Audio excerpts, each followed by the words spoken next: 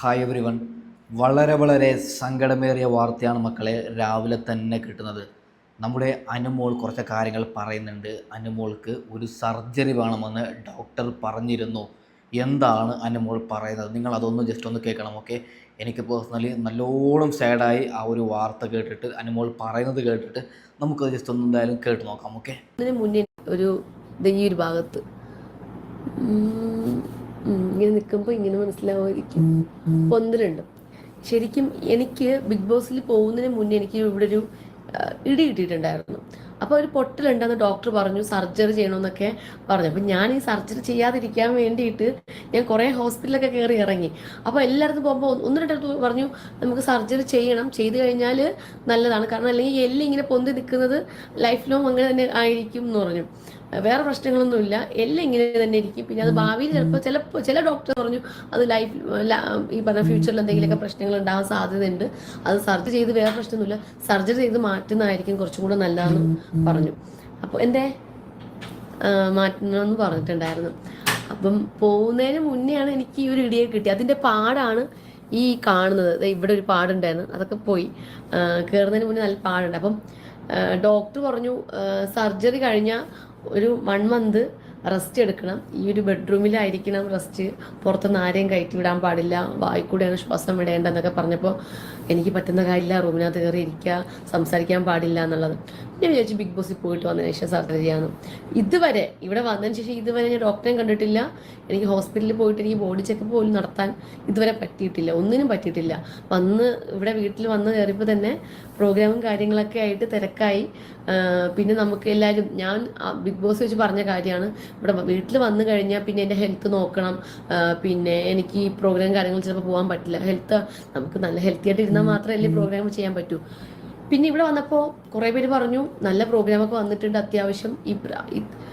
പൊന്നു പ്രേക്ഷകരെ, ഇങ്ങനെയൊക്കെയാണ് അനുമോൾ പറയുന്നത്. അതായത് ഞാനൊരു കാര്യം പറയുകയാണ്, എല്ലാവരും ചിരിച്ചിരിക്കുന്ന സമയത്ത് നമ്മൾ വിചാരിക്കുന്നത് ഇവൻ എന്ത് ഹാപ്പിയാണല്ലോ, ഇവനൊരു പ്രശ്നവും ഇല്ലല്ലോ, പൂത്ത പൈസയുണ്ട്, അങ്ങനെയൊക്കെയാണ് നമ്മളിപ്പോൾ, അങ്ങനെയാണ് എല്ലാവരും വിചാരിക്കുന്നത്. നോക്കൂ അനുമോളുടെ ഒരു സങ്കടം. സത്യം പറഞ്ഞാൽ ഇത്രയധികം വിഷമം അനുമോളുടെ അകത്തുണ്ടെന്ന് എനിക്ക് പേഴ്സണലി അറിഞ്ഞപ്പോൾ നല്ലോണം സങ്കടം തോന്നി.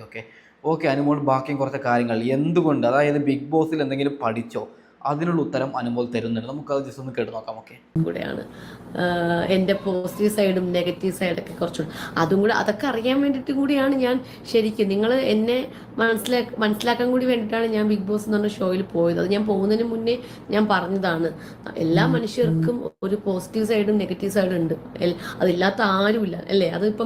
ഇതിപ്പോൾ കണ്ടോണ്ടിരിക്കുന്നവർക്കും അറിയാം, പിന്നെ എല്ലാ മനുഷ്യർക്കും ഉണ്ട്.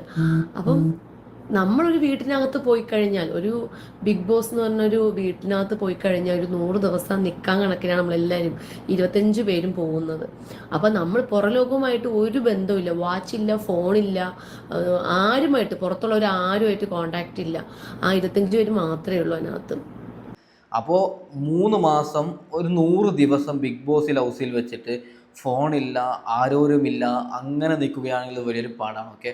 മൊബൈൽ ഫോണ് വേറെ ആരും ഇല്ലെങ്കിൽ മൊബൈൽ ഫോൺ ഉണ്ടെങ്കിൽ നമുക്ക് 100-200 ദിവസം വേണമെങ്കിൽ നിൽക്കാം. പക്ഷെ അവിടെ മൊബൈലും ഇല്ല, ഒരു മണ്ണാങ്കട്ടയില്ല, 100 ദിവസം നിൽക്കുന്നത് വലിയ പാടാണ് സത്യം പറഞ്ഞാൽ. നമ്മൾ വിചാരിക്കുന്നത് ബിഗ് ബോസിൽ അതിൻ്റെ അകത്തൊക്കെ പോയി കഴിഞ്ഞാൽ നമുക്ക് മനസ്സിലാവാൻ പറ്റും. ഓക്കെ, അനുമോൾ കപ്പൊക്കെ കാണിച്ചുകൊണ്ട് കുറച്ച് കാര്യങ്ങൾ പറയുന്നുണ്ട്. നമുക്ക് അത് ജസ്റ്റ് ഒന്ന് കേട്ട് നോക്കാം. ഞാൻ വിൻ ചെയ്യാൻ മെയിൻ കാരണം നിങ്ങൾക്ക് എല്ലാവർക്കും അറിയാതെ, ഇത് കണ്ടോ, ഇത് നിങ്ങൾക്കുള്ളതാണ്, ഇത് നിങ്ങൾക്കുള്ളതാണ് ശരിക്കും. കാരണം എനിക്കിത് കിട്ടാൻ തന്നെ കാരണം നിങ്ങളെല്ലാവരുമാണ്. കാരണം ഞാൻ ഒരിക്കലും വിചാരിച്ച കാര്യമല്ല ഞാനൊരു വിന്നറാവും. എനിക്ക് ആഗ്രഹമുണ്ട്. ഇപ്പോൾ ബിഗ് ബോസിൽ വരുന്ന എല്ലാവർക്കും ആഗ്രഹമാണ്, എല്ലാവരും ഈ ഒരു ആഗ്രഹത്തിൻ്റെ പുറത്താണ് വരുന്നത്, കപ്പടിക്കണം എന്നുള്ളതിന്. അപ്പം എനിക്കും ആ ആഗ്രഹമുണ്ട്, പക്ഷെ അത് ഭാഗ്യം പോലെ ഇരിക്കും ഒന്നാമത്തെ കാര്യം. പിന്നെ അപ്പം എനിക്കെന്ന് പറഞ്ഞാൽ എനിക്ക് 100 ദിവസം തികയ്ക്കണം എന്നുള്ളത് ഭയങ്കര വലിയ ആഗ്രഹമായിരുന്നു. ആ 100 ദിവസം ആ വീട്ടിൽ നിൽക്കണം എന്നുള്ളത്. ആദ്യമൊക്കെ വന്ന ടൈമിൽ എനിക്ക് അവിടുത്തെ സ്ട്രഗിളിങ് കണ്ടപ്പോൾ ഞാൻ വിചാരിച്ചു പെട്ടെന്ന് പോകണം, എനിക്ക് നിൽക്കണ്ട, എനിക്ക് എത്രയും പെട്ടെന്ന് വീട്ടിൽ പോയാൽ മതി. പിന്നെ ബിഗ് ബോസ് വിളിച്ചിട്ട് കുറച്ച് മോട്ടിവേഷൻ തരുമ്പോൾ വിചാരിക്കും, എല്ലാം സഹിക്കാനായിട്ട് നമ്മൾ വന്നതല്ലേ, പിന്നെ എന്തിനാണ് ഇവിടെ ഇങ്ങനെ പോണം എന്നൊക്കെ പറഞ്ഞ് ഇങ്ങനെ നിൽക്കുന്നതെന്ന് ഞാൻ വിചാരിക്കാറുണ്ട്. സത്യം പറഞ്ഞാൽ പൊന്നു പ്രേക്ഷകരെ, ഒരു കാര്യം ഞാൻ പറയുകയാണ്, അതായത് നമ്മൾ അനുമോളുടെ ഒരു യഥാർത്ഥ ക്യാരക്ടറാണ് ഞാൻ ഇന്ന് ലൈവിൽ കണ്ടത്. ഓക്കെ, എങ്ങനെയാണോ ബിഗ് ബോസിൽ അനുമോൾ കളിച്ചത് അതേ അനുമോളെയാണ് നമ്മൾ ലൈവിൽ കാണുന്നത്. അപ്പോൾ കുറേ പേർക്കൊരു സംശയം ഉണ്ടായിരുന്നു ബിഗ് ബോസിൽ അനുമോൾ ഫേക്ക് ആയിരുന്നോ എന്ന്. അവരോട് പറയുകയാണ്, നിങ്ങൾ ആ ഒരു ലൈവ് ഞാനിപ്പോൾ പ്ലേ ചെയ്ത ലൈവ് കണ്ടാൽ മതി. അനുമോൾ അവിടെയും ഇങ്ങനെയും അനുമോള് ഇതാണ് അനുമോൾ, അവിടെ ഫേക്ക് ആയിട്ടല്ല അനുമോൾ കളിച്ചത്. അതായത് അനുമോൾ എന്താണോ അതാണ് അനുമോൾ അവിടെ കളിച്ചത്. ഓക്കെ അനുമോൾ കുറച്ചും കൂടി പറയുന്നത് നമുക്ക് അതും കൂടി ജസ്റ്റ് ഒന്ന് കേട്ട് നോക്കാം. ഓക്കെ, ഒരുപാട് പേര് സ്നേഹിക്കുന്നുണ്ട്, 14 ലക്ഷം മാത്രമല്ല ഒത്തിരി പേര് സ്നേഹിക്കുന്നുണ്ട്. പക്ഷെ വോട്ട് ചെയ്യാൻ പറ്റുന്ന വളരെ കുറച്ച് പേരാണ് ഈ പറയുന്ന 14 ലക്ഷം എന്ന് പറയുന്നത്. നമ്മുടെ വീട്ടിലെ അമ്മമാർക്കൊന്നും അറിയത്തില്ല, ടി വിയിൽ കൂടെ കാണുന്നതാണ് അവർ, അല്ലെങ്കിൽ യൂട്യൂബിൽ മാത്രമായിരിക്കും ഷോ കാണുന്നത്. അവർക്കൊക്കെ എങ്ങനെ വോട്ട് ചെയ്യണമെന്ന് പോലും ചിലർക്ക് അറിയത്തില്ല. അപ്പം അവരൊക്കെ ഇപ്പോഴും ചോദിക്കും, മക്കളെ എനിക്ക് വോട്ട് ചെയ്യാൻ അറിയത്തില്ല, ഫോൺ എടുത്തിട്ട് എങ്ങനെയാണ് വോട്ട് ചെയ്യാൻ എനിക്ക് അറിയില്ലായിരുന്നു, അതുകൊണ്ട് ഞാൻ വോട്ട് ചെയ്തിട്ടില്ല. പക്ഷെ ഞാൻ പ്രോഗ്രാം ഈ പറഞ്ഞ പോലെ 100 എപ്പിസോഡ് ഇരുന്ന് കണ്ടിട്ടുണ്ടെന്നൊക്കെ പറഞ്ഞിട്ടുണ്ടായിരുന്നു. അപ്പോൾ അതൊക്കെ ഒത്തിരി സന്തോഷം കേട്ടോ, ഭയങ്കര സന്തോഷം തോന്നുന്നുണ്ട്. എല്ലായിടത്തും സന്തോഷവും സ്നേഹവും കേട്ടോ. നിങ്ങൾ എന്നെ 100 ഇരട്ടി സ്നേഹിക്കുന്നുണ്ടെങ്കിൽ ഞാൻ എന്നെ 10,000 ഇരട്ടി നിങ്ങളെ തിരിച്ച് ഞാൻ നിങ്ങളെ സ്നേഹിക്കുകയാണ്. ബിഗ് ബോസിനോട് ഒരു കാര്യം പറയുകയാണ്, ഇപ്പോൾ മിക്ക പ്രേക്ഷകരും കാണുന്നത് ടി വിയിലാണ്. ഓക്കെ, ഫാമിലി ആയിരുന്ന ടി വിയിലാണ് എല്ലാവരും ബിഗ് ബോസ് കാണുന്നത്. അപ്പോൾ ഒരു സൈഡിൽ വോട്ട് പോകുന്നില്ല. മൊബൈൽ ഹോട്ട്സ്റ്റാർ ഡൗൺലോഡ് ചെയ്യുന്നത് വലിയ വലിയ ബിസിനസ്സുള്ള ആൾക്കാരും ഇല്ലെങ്കിൽ അത്യാവശ്യം നല്ല രീതിയിലുള്ള ആൾക്കാർ മാത്രമാണ് ഈ പറയുന്ന ഹോട്ട്സ്റ്റാർക്ക് ഡൗൺലോഡ് ചെയ്യുന്നത്. കാരണം അതിന് എക്സ്ട്രാ റീചാർജ് ചെയ്യണ്ടേ. എക്സ്ട്രാ റീചാർജ് ചെയ്യുന്നതും പോരാ, അതിന് MB വേണം. ഇപ്പോൾ മിക്കവാറും പ്രേക്ഷകരൊക്കെ 249 ഡെയിലി 1 GB 1.5 GB അങ്ങനെയാണ് കൂടുതൽ പ്രേക്ഷകർ റീചാർജ് ചെയ്യുന്നത്. അപ്പോൾ 1 GB ഒന്നും പോരാ ഹോട്ട്സ്റ്റാർ ഡൗൺലോഡ് ചെയ്താൽ. അൺലിമിറ്റഡ് നെറ്റ് വേണം. ഞാൻ പേഴ്സണലി അൺലിമിറ്റഡ് ആണ്. എനിക്ക് ഈ വീഡിയോയും കാര്യങ്ങളൊക്കെ അപ്ലോഡ് ചെയ്യുന്നത് കൊണ്ട് അൺലിമിറ്റഡ് അല്ലെങ്കിൽ വൈഫൈയും കാര്യങ്ങളൊക്കെ ഉണ്ട്.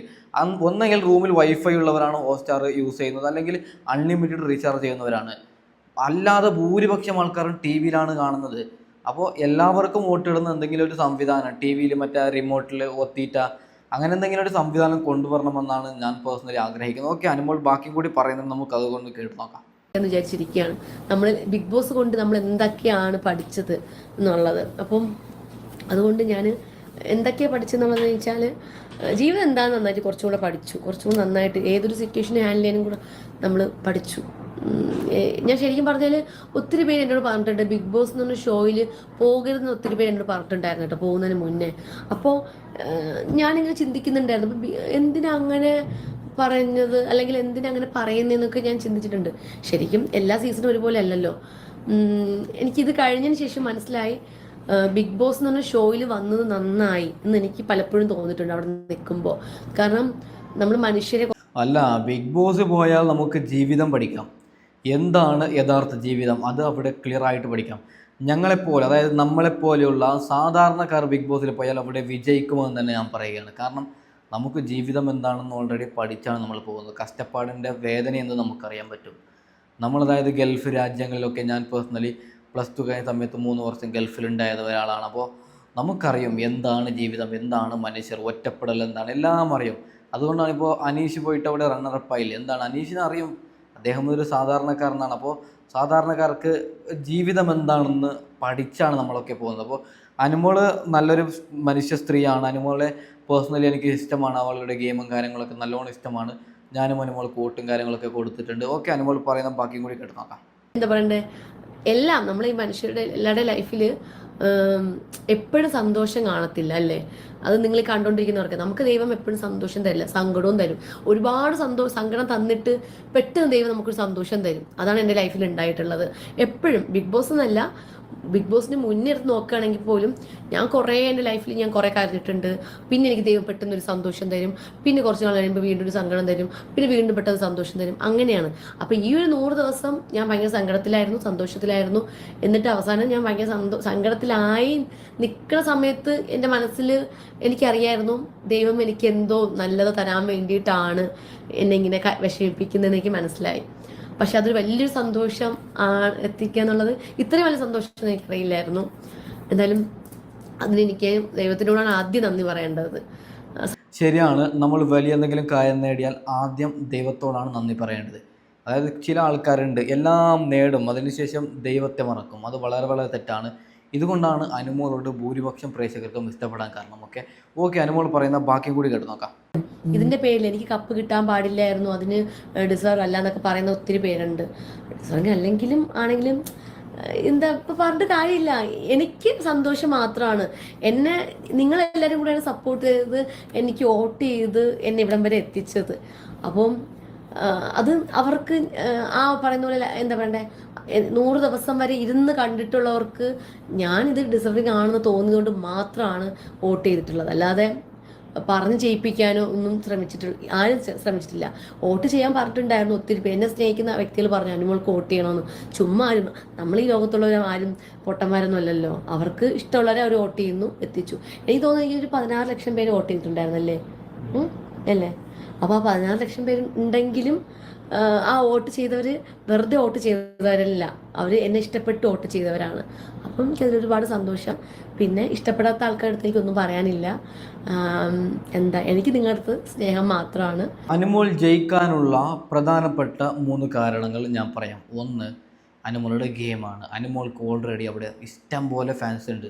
കാരണം അനുമോളുടെ ഗെയിം ഇഷ്ടപ്പെട്ട ഇഷ്ടം പോലെ കുടുംബ പ്രേക്ഷകരുണ്ട്. പിന്നെ രണ്ടാമത്തെ കാരണം ഞാൻ പറയുന്നത്, അതായത് അനുമോളൊരു 10 വർഷമായിട്ട് സ്റ്റാർ മാജിക്കും കാര്യങ്ങളിലൊക്കെ അനുമോൾ സജീവമാണ്. നിങ്ങൾക്ക് എല്ലാവർക്കും അറിയാം. അപ്പോൾ ഒരു വിഭാഗം പ്രേക്ഷകർക്ക് ഓൾറെഡി അനുമോളെ അറിയാം. അതിനുശേഷം അനുമോളുടെ മാസമായിട്ടുള്ള ഗെയിം. മൂന്നാമത്തെ കാരണം പി ആർ എന്ന് പറയുമ്പോൾ ഇൻസ്റ്റഗ്രാം. ഇപ്പോൾ ഞാനൊരു കാര്യം പറയുകയാണ്, ഒരാൾ ബിഗ് ബോസിൽ പോയി തകർത്ത് തരിപ്പണമാക്കുകയാണ്, അദ്ദേഹത്തെ ജനങ്ങൾക്ക് ഇഷ്ടപ്പെടുകയാണ്. അപ്പോൾ അദ്ദേഹത്തിന് കുറച്ച് ഫാൻസ് ഉണ്ട്. പോരാത്തതിന് കുറച്ച് പി ആർ എന്ന് പറഞ്ഞാൽ മറ്റേ ഇൻസ്റ്റഗ്രാമൊക്കെ പ്രൊമോട്ട് ചെയ്യാൻ ഒരാളുമുണ്ട്. അനുമോൾ ചെയ്യുന്ന നല്ലതൊക്കെ തുറന്ന് കാണിക്കുന്ന ഒരാളൊരു സൈഡിലുണ്ട്.